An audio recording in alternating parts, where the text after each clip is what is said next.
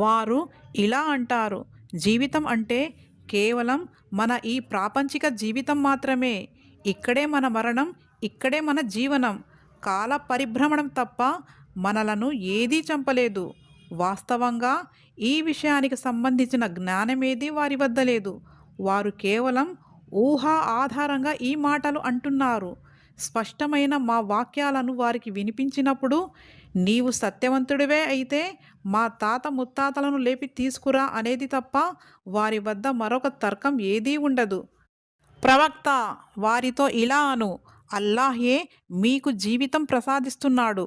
తర్వాత ఆయనే మీకు మరణం కలగజేస్తాడు. ఆపైన ఆయనే మిమ్మల్ని ప్రళయం నాడు సమావేశపరుస్తాడు. అది వచ్చే విషయం గురించి ఏమాత్రం సందేహం లేదు. కానీ చాలామందికి ఈ విషయం తెలియదు. భూమి ఆకాశాల సామ్రాజ్యాధికారం అల్లాహదే. ప్రళయ ఘడియ వచ్చి పడే ఆనాడు అసత్యవాదులు నష్టానికి గురి అవుతారు. అప్పుడు నీవు ప్రతి వర్గము మోకరిల్లి ఉండటాన్ని చూస్తావు. వచ్చి తన కర్మల పత్రాన్ని చూడవలసినదిగా ప్రతి వర్గాన్ని పిలవటం జరుగుతుంది. వారితో ఇలా అనబడుతుంది, ఈనాడు మీకు మీరు చేసిన కర్మలకు ప్రతిఫలం ఇవ్వబడుతుంది. ఇది మేము తయారు చేయించిన కర్మల పత్రం. అది మీ విషయంలో జరిగింది జరిగినట్లుగా సాక్ష్యమిస్తుంది. మీరు చేస్తూ ఉండినదంతా మేము రాయిస్తూ పోయాము.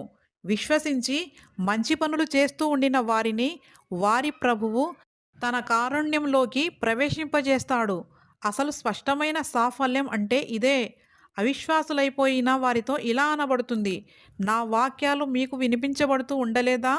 కానీ మీరు అహంభావానికి వశులై అపరాధులైపోయారు. అల్లాహ్ వాగ్దానం సత్యమైనదని, ప్రళయం వచ్చే విషయం గురించి ఏమాత్రం సందేహం లేదని అనబడినప్పుడు మీరు ప్రళయం అంటే ఏమిటో మాకు తెలియదు, మేము కేవలం అనుమానాస్పదమైన విషయంగానే తలుస్తాము, మాకు నమ్మకం లేదు అని అనేవారు. అప్పుడు వారికి తమ కర్మల కీడులు ఏమిటో ప్రస్ఫుటమవుతాయి. వారు తాము ఎగతాళి చేసిన దాని యొక్క వలయంలోనే చిక్కుకుపోతారు. వారితో ఇలా అనటం జరుగుతుంది, మీరు ఈనాటి సమావేశాన్ని మర్చిపోయిన విధంగానే మేము కూడా ఈనాడు మిమ్మల్ని మర్చిపోతాము. మీ నివాసం ఇక నరకమే. మీకు సహాయం చేసేవాడెవడూ లేడు. మీరు అల్లాహ్ వాక్యాలను పరిహాసంగా చేసుకోవటం వల్ల, ప్రాపంచిక జీవితం మిమ్మల్ని మోసానికి గురిచేయటం వల్ల మీ గతి ఇలా అయింది.